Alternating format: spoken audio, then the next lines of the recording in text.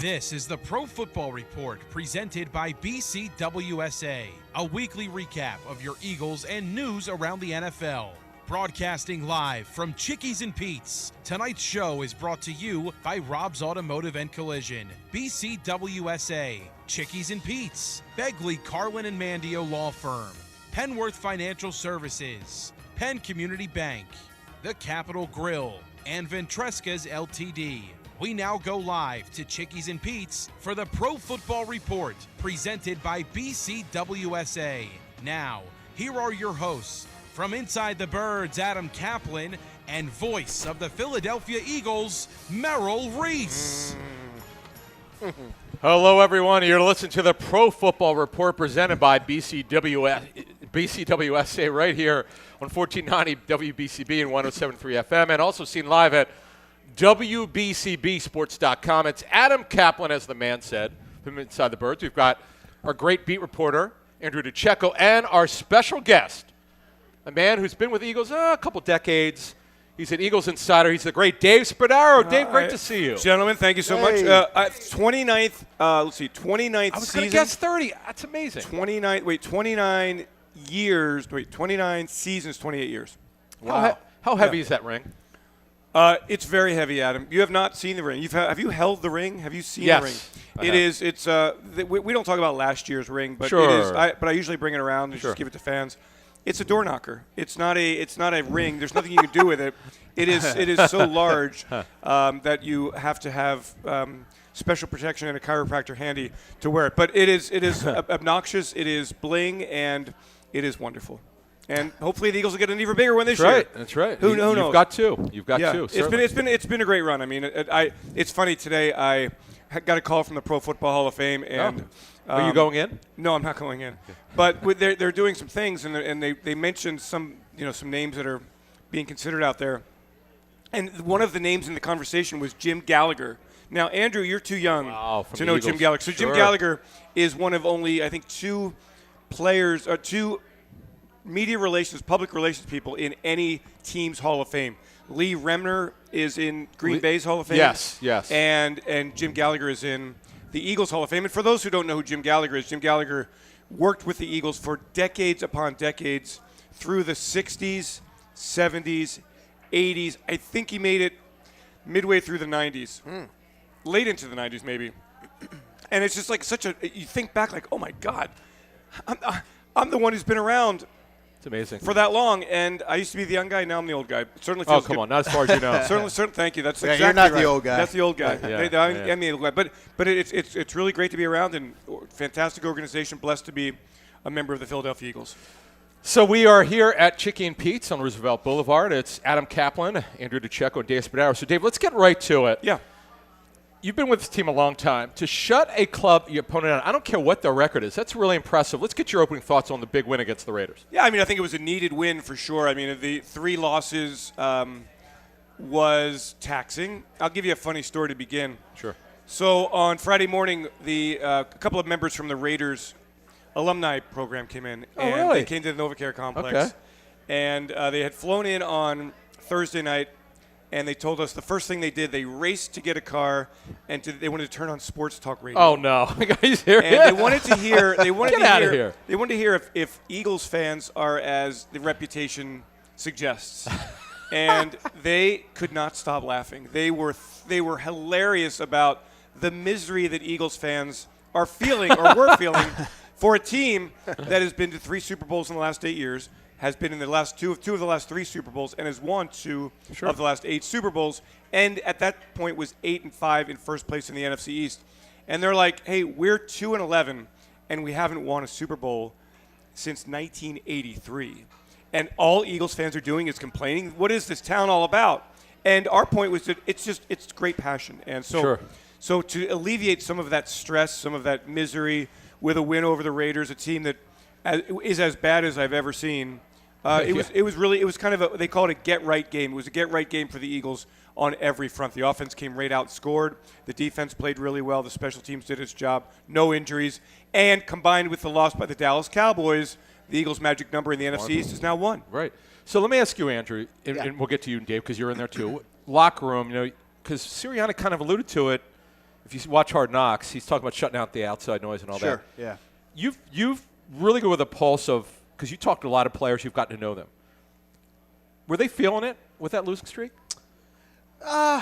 No, because the sense that I always got from talking to them is that they know what they're capable of, and they knew what they needed to do in terms of, details, fundamentals, and things like that, that they sort of lost their way. But they know how talented they are, so they never wavered or they never lost, belief in the messaging or anything. And I think if you're an Eagles fan listening, you could take solace in the fact that after that game, after they demolished the Raiders, blanking them 31-0, preeminent leaders on that unit, whether it was Jordan Davis, who said, we did what we were supposed to do, or Cooper DeJean, who said, that's what this game should have looked like.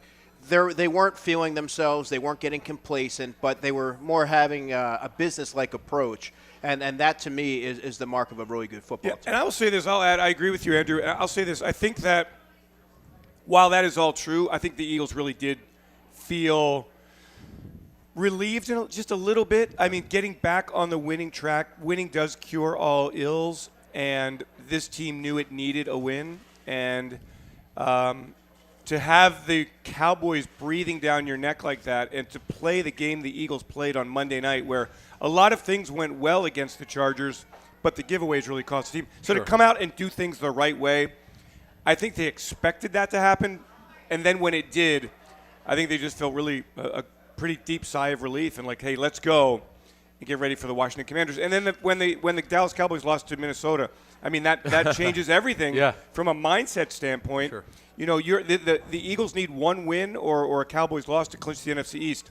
Do you still hope to get the number one seed? Yeah, but mathematically it's going to be very difficult to do that. Sure. But this might provide a chance for the Eagles with a win on Saturday to give them some rest going down the stretch. Let me ask you a question about Nick Sirianni, because every player we've had on, we've asked this question. And Nick has had an incredible run here. Let's face it. Yes, I mean, I agree. He's been phenomenal. I mean, he's a guy that people thought was a joke when he was hired. Same people said that about Andy Reid, who'd never been a coordinator. But Jeffrey Lurie has an amazing track record really good. of coaches. So let's get to it. Your thoughts on Nick Sirianni from day one in 21 through now? At first, a little overwhelming for him. He didn't really surround himself with those veteran coaches, and you kind of wondered, when Andy came in, it was Jim Johnson as a defensive coordinator. The offensive coordinator was a longtime guy in the league, too. I forget who it was. Do you remember, Adam, who it was? Dowhauer. Rod Dowhauer. Yeah, exactly. Yeah, and then Brad Childress, and then Brad Childress. And so guys had been in the league for a while, so kind of pave the way and show you how to do things. But Nick figured it out, and with the surrounding cast, the one thing about the Eagles, there's a lot of longevity in the building. And I'm certainly not part of the coaching staff, but I'm part of the longevity. So, Howie has been there for a while. The Eagles, John Ferrari, assistant general manager. I mean, there's a lot of people who have been in place and have had a lot of success who could kind of show Nick the way. He learned very well. He delegated well. He was smart enough early to give his play-calling duties to Shane Steichen. How about that? And he creates and still does an incredibly energetic atmosphere, a collegiate atmosphere, everything from all the competition they have to the various speakers and motivational moments that they have to the basketball hoop in the auditorium. Yeah, I see that. Yeah, sure. I mean, it is a very lively, entertaining message from him on a daily basis, and I think that really makes it fun for the players. Andrew, you've been covering the team for a while now. You've been around Nick. You've seen Nick at practice, at training camp, and so forth. What are your thoughts on this guy?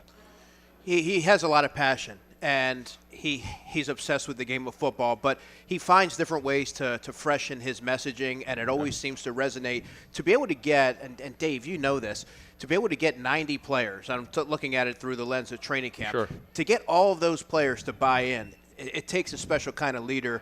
And just from being around Nick Sirianni, he learns from previous mistakes, whether it was 2021 and the play calling, whether it was 2023 and the slide at the end of the season. He's talked about having notes about how to, rectify that so that it doesn't happen again. I just think that he's constantly searching for different ways to, refine his coaching. And even if that's talking to other coaches in other sports in the offseason, just to kind of, hone in on that area. And I think Andrew hit on a really important point. Nick is a student of the game.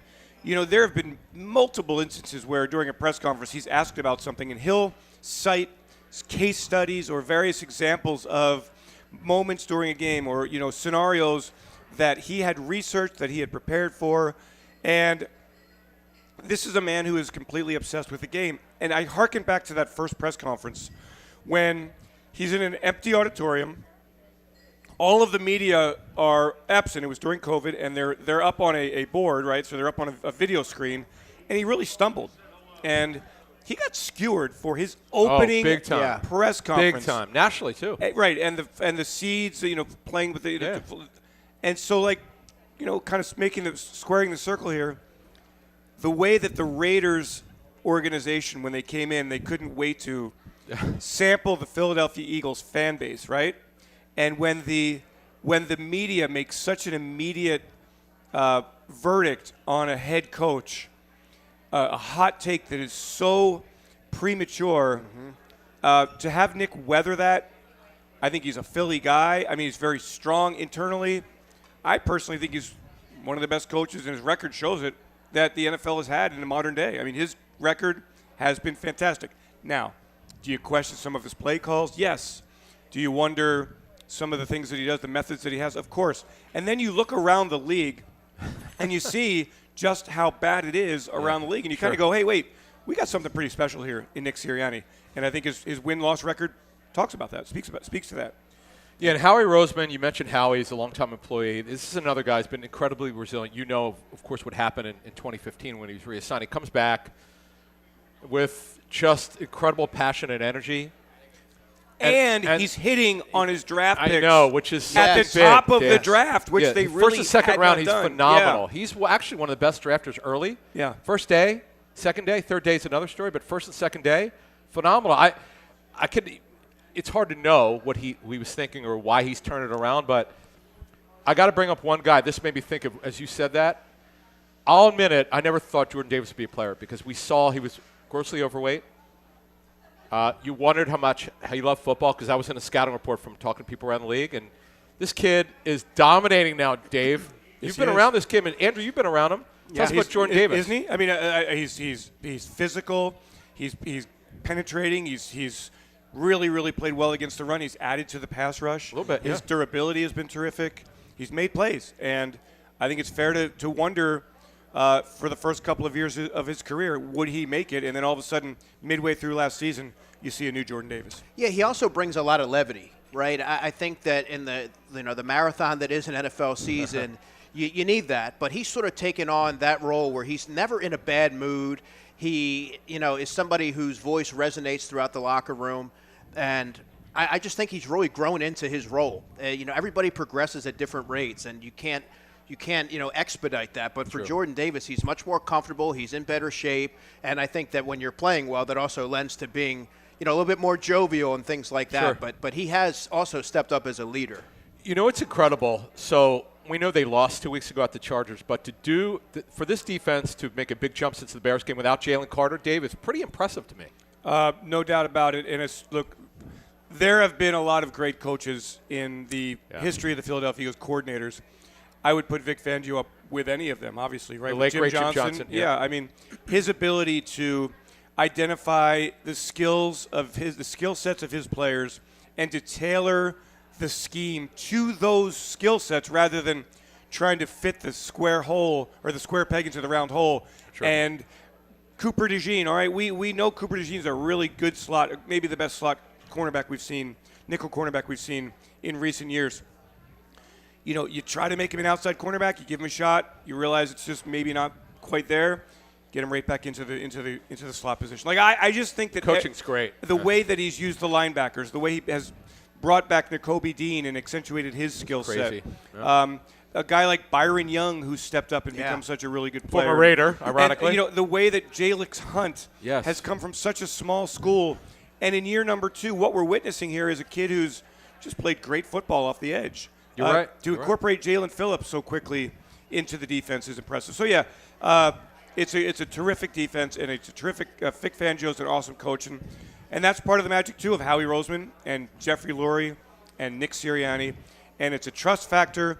And the reason the Philadelphia Eagles are so successful, it starts with Jeffrey, his ability to identify head coaches, his trust in Howie Roseman, the people they put around them, the culture that is there at the NovaCare complex. And it really gets highlighted when you see that the Eagles play a team like the Las Vegas Raiders, who had no interest in being on the field Sunday at Lincoln Financial Field, so much so that they were there for only 2.5 hours before they folded up the pants. That was the Dave. That is, we all know, second fastest game exactly in NFL history, or whatever, like recent year. I think since like maybe 91 or something like that. But crazy. But just to quickly add to what you were saying, in addition to Vic Fangio, his coaching staff, his assistant coaches, Christian Parker, I've talked about for the better part of the past 2 years. I think he's going to be a defensive coordinator in the future. We hope not.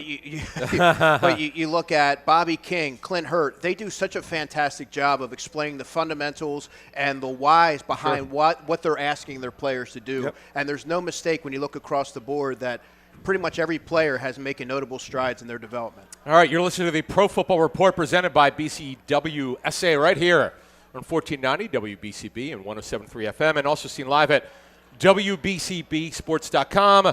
We'll be right back. Hi, it's Pete from Chickie and Pete's. Looking for the best place to host your holiday party this season? Look no further than your neighborhood Chickies and Pete's. We offer a variety of party packages to make your holiday gathering merry and bright.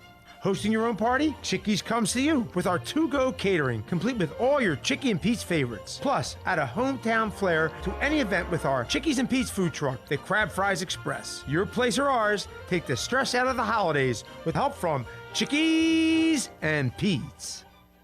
Rob's Automotive and Collision Center in Lower Bucks County is a full-service repair center with competitive prices, top-of-the-line products, and the finest auto body and mechanical repair technicians anywhere.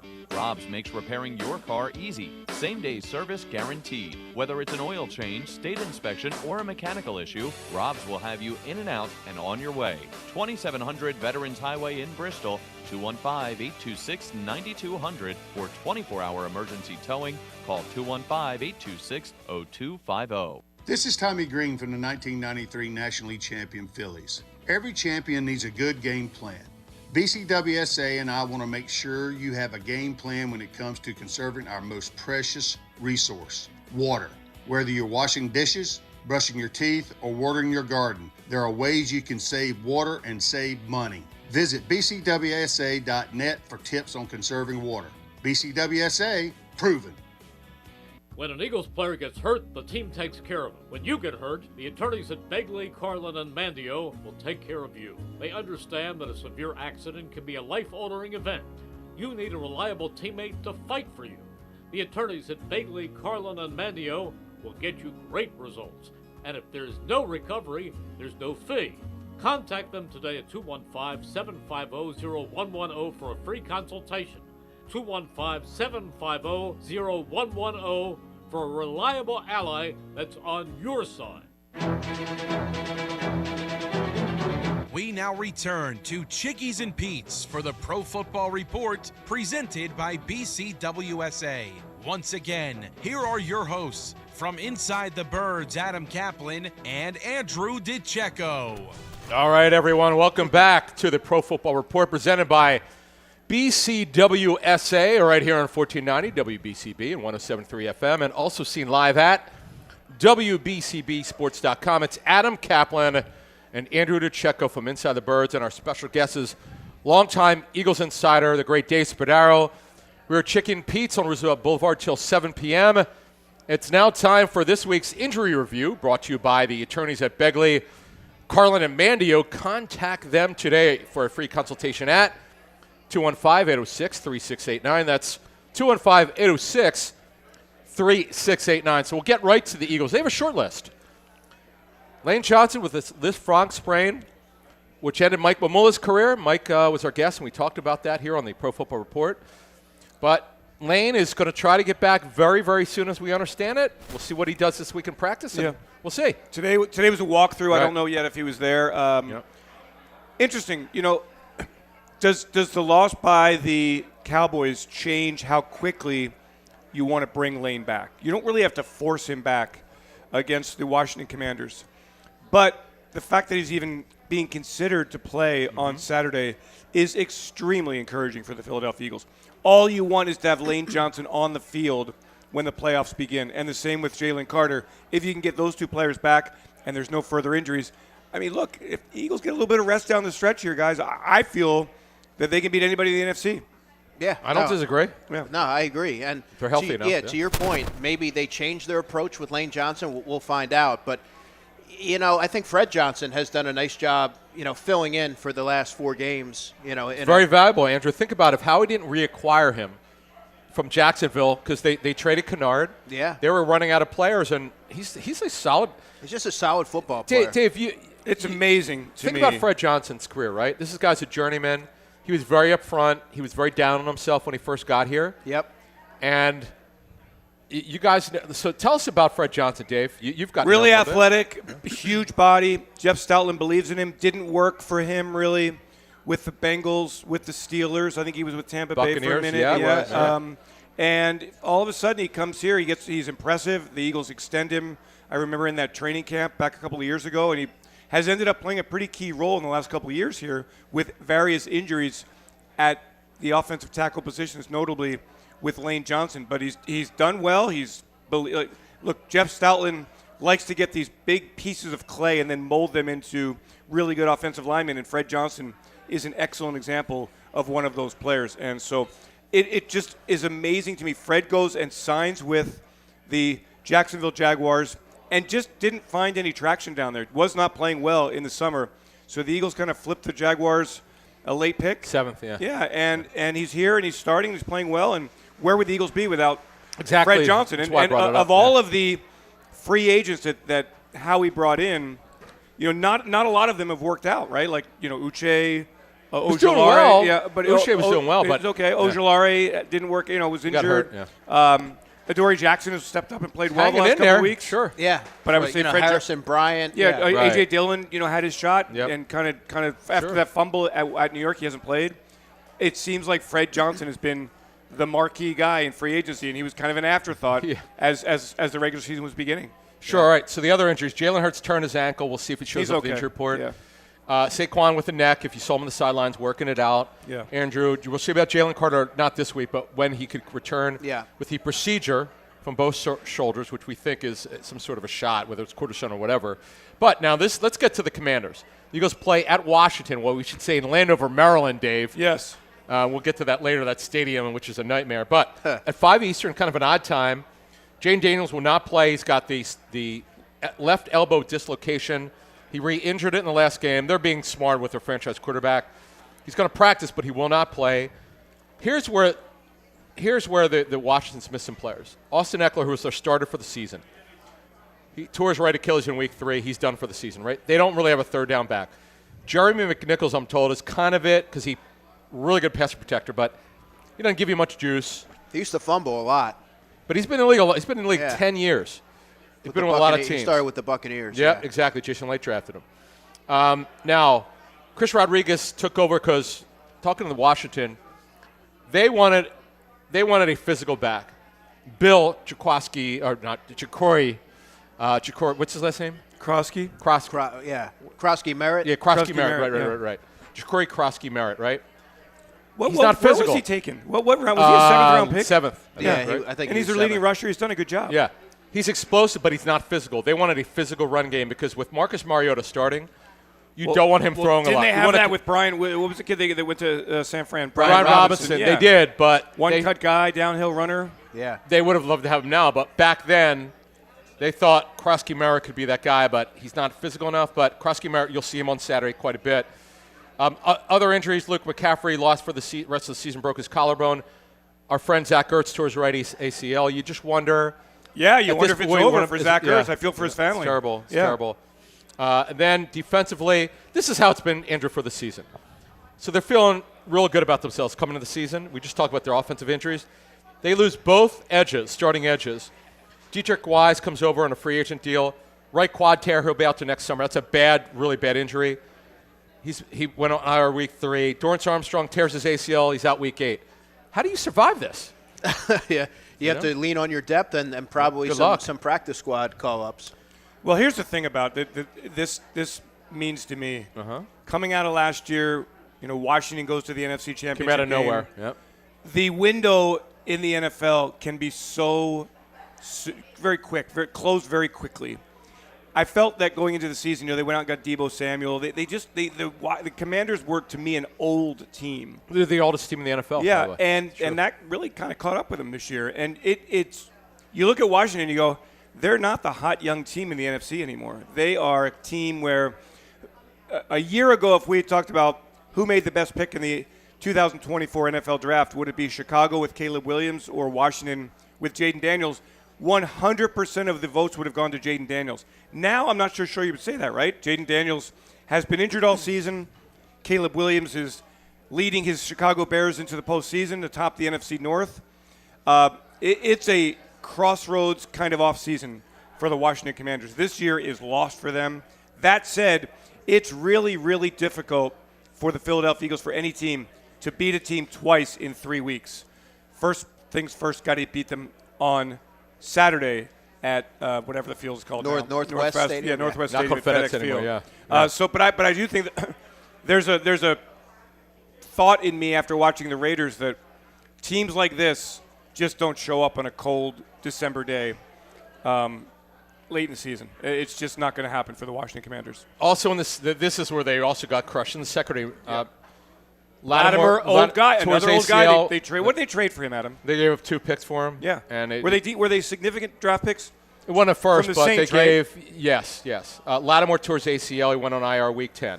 Trey Amos, the second-round pick out of Mississippi, broke his ankle. He went on IR week 11. Jonathan Jones, who they acquired because they had lacked depth, he didn't play last week due to a rib injury.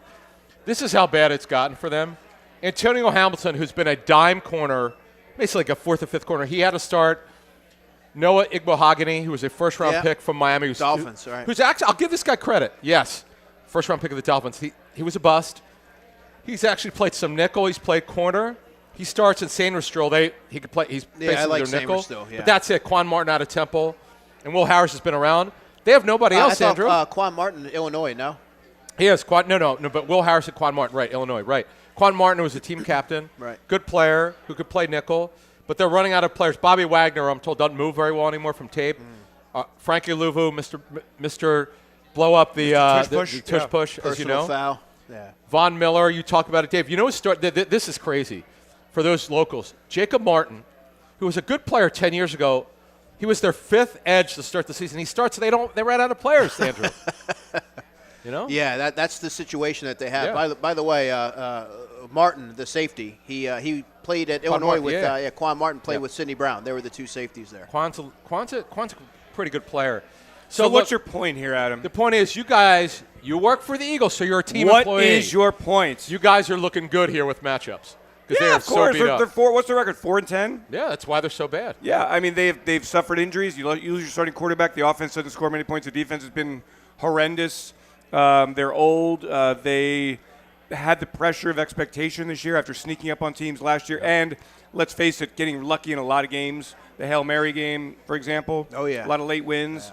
Yeah. And when you are a marked team in the NFL, it is very difficult to win. So that said, they break an 8-game losing streak, or they end an 8-game after eight straight losses. They end the losing streak with a win over the Giants on Sunday. So maybe they're feeling a little bit good about themselves with Marcus Mariota as the starting quarterback, looking for vengeance against the Philadelphia Eagles. Yeah, I'm sure. So, all right, up next, we'll give our keys to the game for an Eagles win over the host Commanders. You're listening to the Pro Football Report, presented by BCWSA right here on 1490, WBCB and 107.3 FM, and also seen live at WBCBsports.com. We will be right back.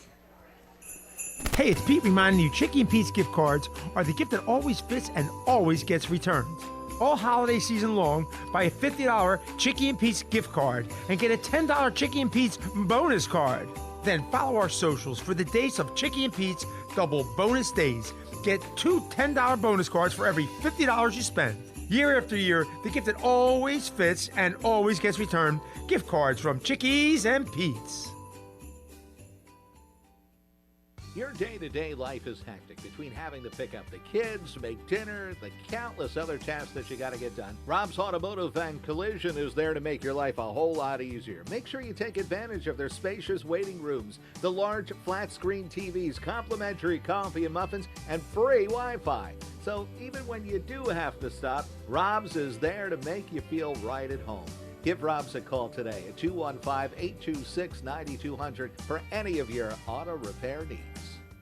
Hey, BCWSA customers, this is Tommy Green from the 1993 National League champion Phillies. My friends at BCWSA are committed to providing us with safe, reliable water and sewer services. They operate state-of-the-art treatment facilities, provide clean drinking water, and make much-needed investments to protect our environment and ensure a sustainable future. Learn how BCWSA's investments help grow and serve our communities. Visit bcwsa.net. BCWSA, proven. We now return to Chickies and Pete's for the Pro Football Report presented by BCWSA. Once again, here are your hosts from Inside the Birds, Adam Caplan and Andrew DiCecco.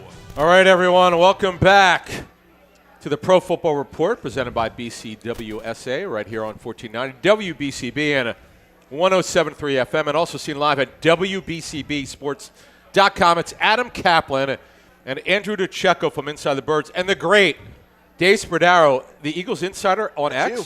Oh my gosh! Are you that? Are you? I am not on X. I'm on the. I don't do X anymore. I think I'm the real Dave Spadaro, and I don't. Oh, really? I haven't posted once. I don't have any followers. I just do it to troll people politically. How do you respond to something like that? Yeah, you don't respond. Are you on IG? Instagram though? I am on Instagram, the Eagles Insider.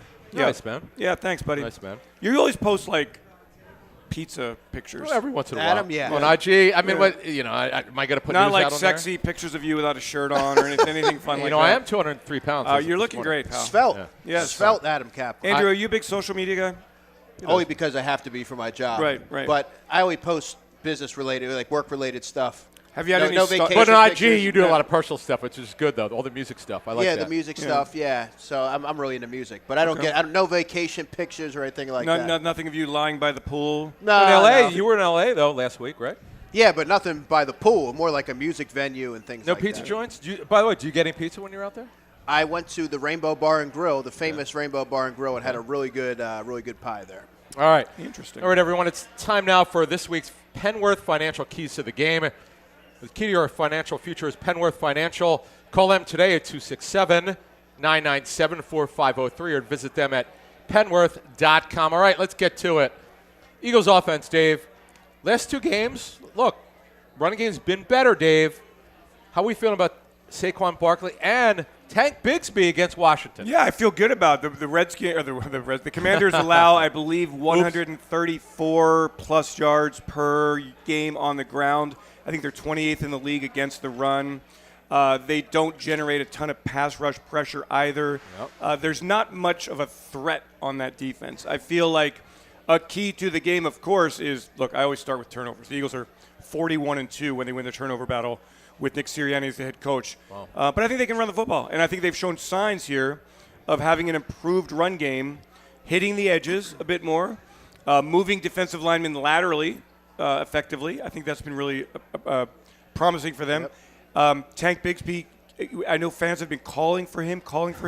We got to see him late on Sunday against the Vegas Raiders, and he looked good again. Saquon's got some juice. I like the Eagles kind of controlling the line of scrimmage and doing what they want against the Commanders' defense that just doesn't have much. Andrew, what would you like to see from the Eagles' offense in terms of, okay, this is what they need to do if they want to win this game? Well, run the football. Foundationally, we know that that's what they want to do. They made strides there the past couple of weeks. Obviously, play a clean game. They had three penalties last week for about 35 yards.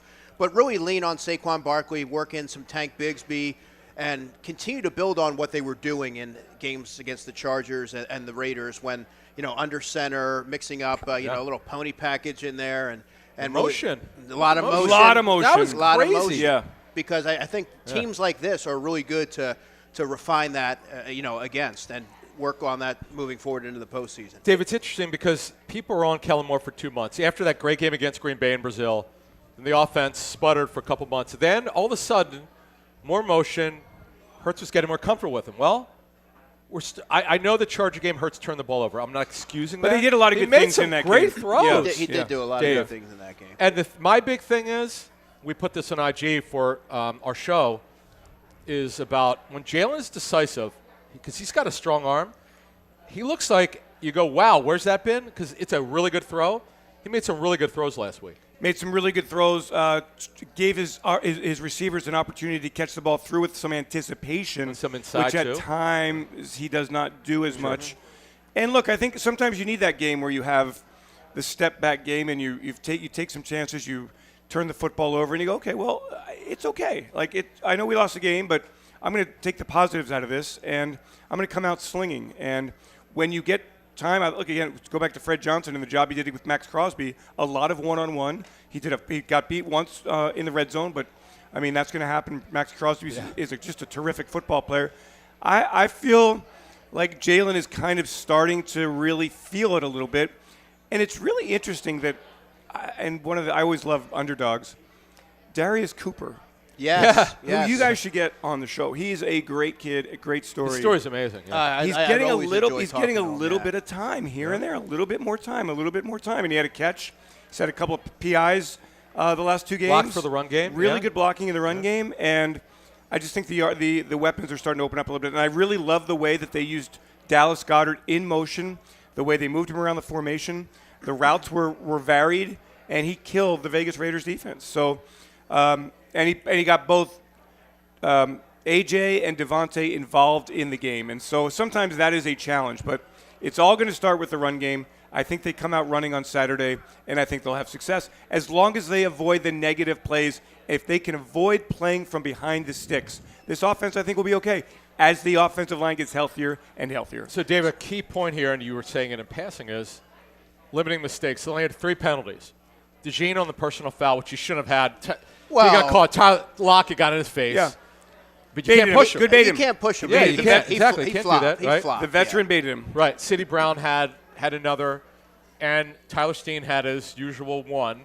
And it's funny because the camera's he was looking up at the scoreboard. He wanted to see the video board to see what he did wrong. But that's progress because they've had a lot of penalties this season. Oh, it's been Dave. too many penalties. Yeah, and yeah. I mean, I know that everybody wants to blame this or that. It comes down to, as the players say, shooting themselves in the foot, too many self-inflicted wounds, way too many penalties. That it's just a lack of focus, a lack of discipline, a lack of technique.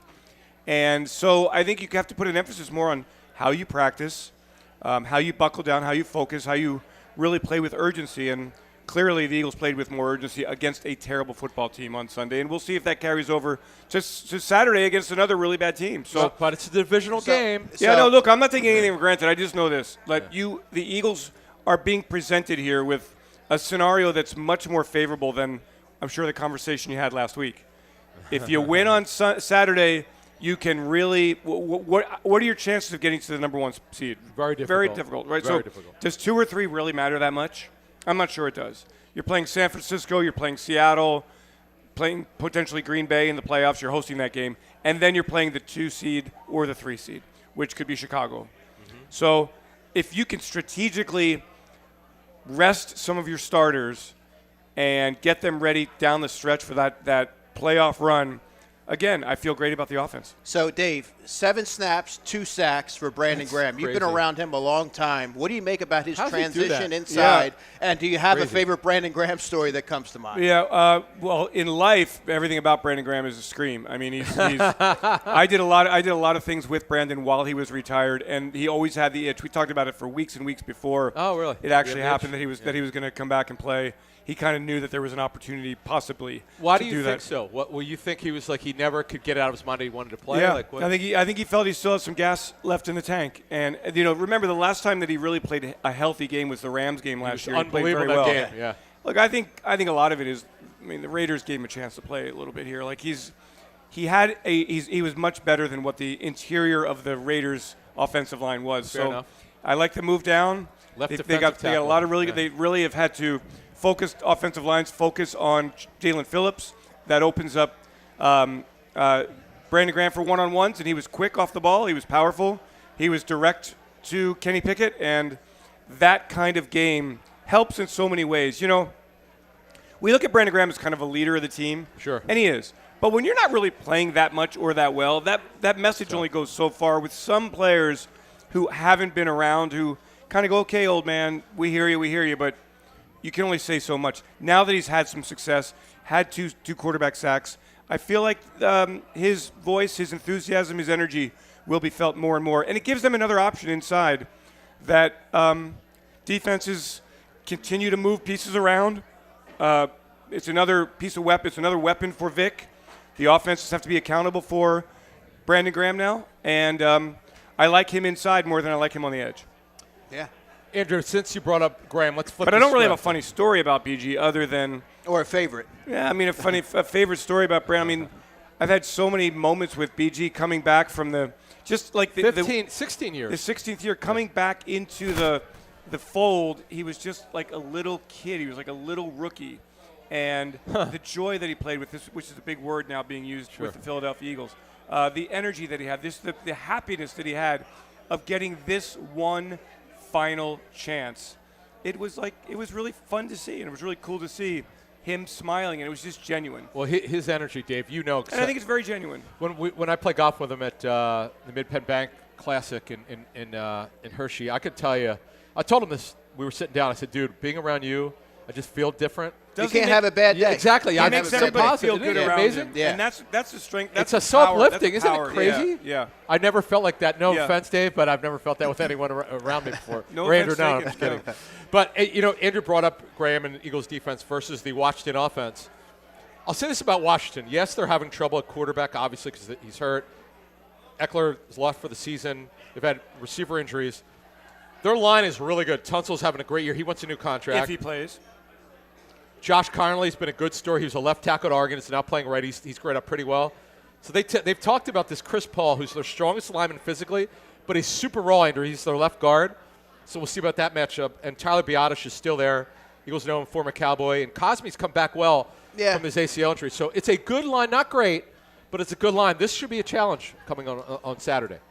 Yeah, well, look, we'll see because the Eagles have been generating some pretty good pressure. Now, you have to look at by not blitzing. Yes, and that was where I was going with it. They've been able to facilitate a lot of pressure without having to send a lot of pressure, and that's how Vic Fangio likes to ideally run it, at least here in Philadelphia. But I'm curious to see the interior matchup because you mentioned Cosme. Biadasz is a player who we've seen play for a while, and Moro Ojomo picked up his 5th sack of the season. He's been playing some really good football. I think that this is a matchup that favors, his quickness and power from the interior. So I've got the injury report for you. So at the end of this segment, we'll talk about it.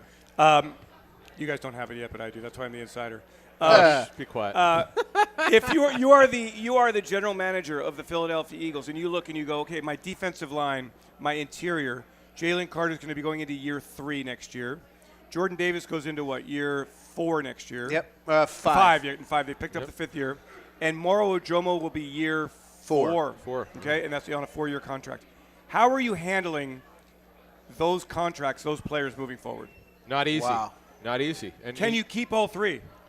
And you got the Nakobe Dean situation, which is fascinating. I've seen a lot in this market with players coming back from not just one injury, multiple major injuries, 23 Liz Frank injury, and then the torn patellar tendon in 24.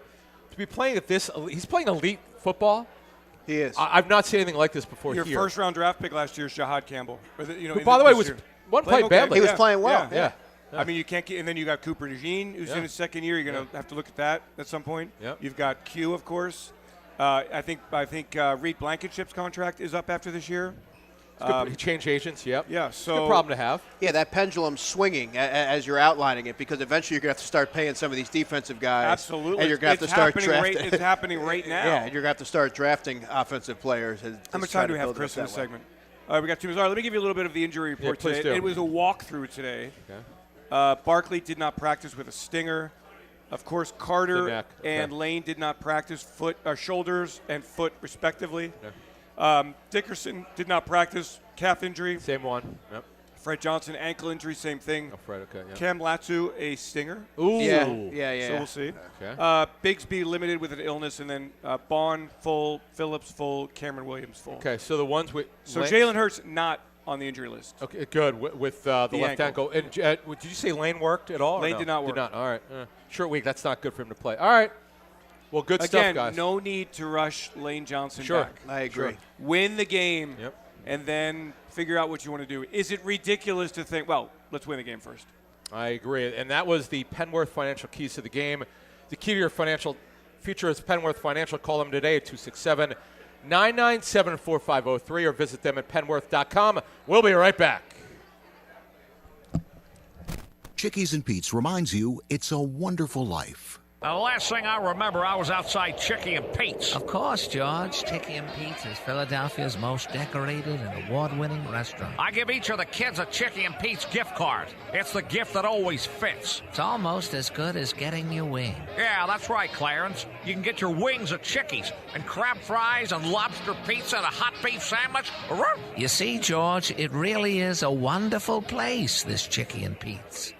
Rob's Automotive and Collision Center in Lower Bucks County is a full-service repair center with competitive prices, top-of-the-line products, and the finest auto body and mechanical repair technicians anywhere.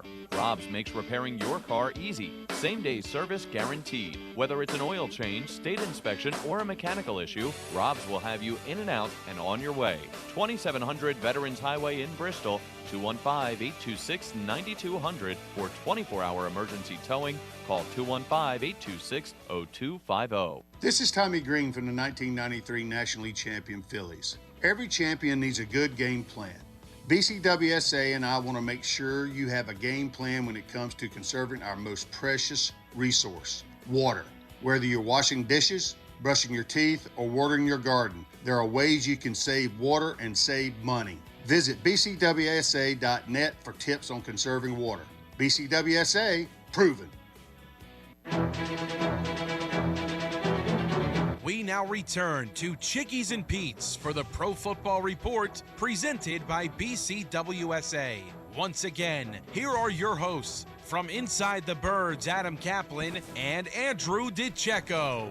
All right, everyone, welcome back to the Pro Football Report presented by BCWSA right here on 1490 WBCB and 107.3 FM, and also seen live at WBCBsports.com. It's Adam Caplan and Andrew DiCecco from Inside the Birds, and our good friend from the Eagles, he's an Eagles insider, David L. Spadaro. Thank you, Adam. What does it mean to be an Eagles insider? I don't think it means anything anymore.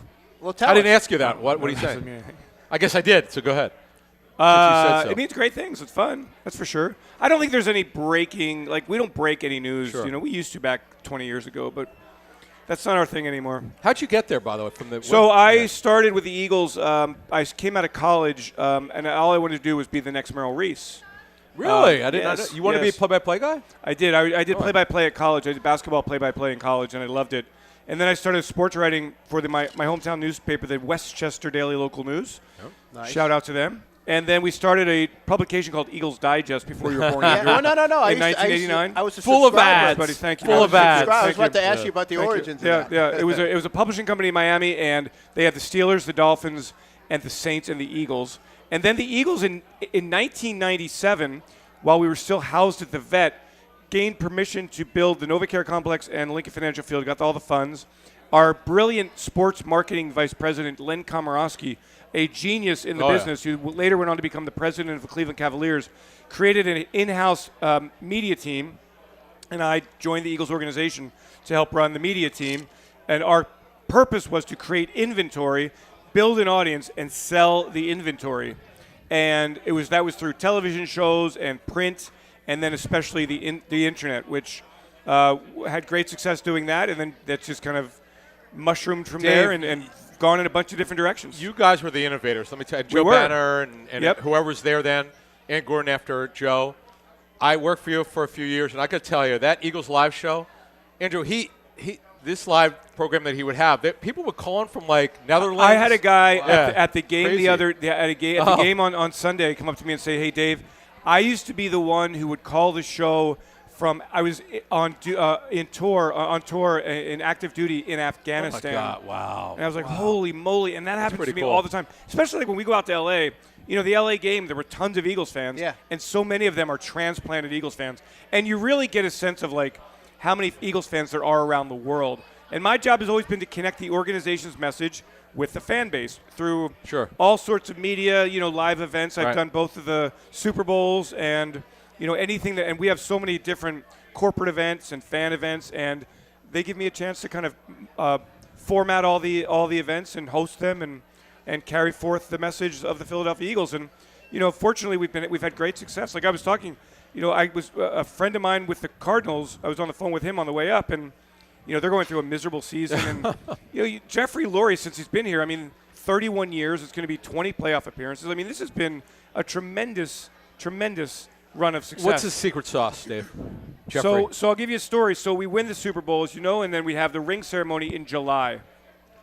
Was it July? It was July. It was just before the training camp started. And we have this big party. And it's every employee, and there's 270 employees of the Philadelphia Eagles who are not players. And so everybody's there. Everybody looks great. Everybody's having a wonderful time. And Jeffrey stands up when it's time to present the rings, and he thanks every single person, not name by name, but make sure to mention that every single person in the organization. The reason we won the Super Bowl is because everybody in this organization contributed to it. And then when it was time to get the rings, everyone, not just Saquon and Nick and Jalen, everyone got their rings at the same time. And you don't understand how much that means to everybody that they feel so valued. It doesn't happen in business. It doesn't happen in sports. It is Jeffrey Lurie's leadership. He sets the standard. And again, when you play a team like the Raiders, where they did not give a darn on Sunday, I can't even imagine not caring if you win or lose with the Philadelphia Eagles. The standard is so hell high. No. If I could say that. They don't care. It's not going to happen. They don't care. No. And so Jeffrey just makes everybody feel good about themselves.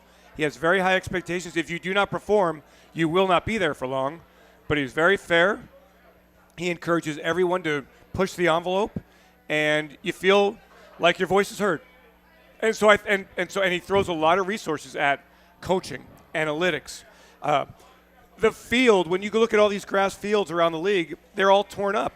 Today the Eagles resodded around the logo in the middle of the field today, understanding that there's not a game for 3 weeks, and you can put a solar cover on it and the heating coils underneath. You can grow grass, and the field for that last game of the regular season and hopefully the postseason will be in phenomenal shape. And when you look and you see Tampa Bay's field's all ripped up, and Chicago's field's always ripped up, and Pittsburgh's field's always ripped up, and et cetera, every little detail matters to Jeffrey, and that's why we win. And I will say this also. The fans make a huge difference. And when the fans are tough on the Eagles, everybody takes note of it. Everybody appreciates it. It means that you care. Last year we had 3 home playoff games. It was great. There was a great home field advantage, just like in 2017, and you win as a village. And that's why I believe we win.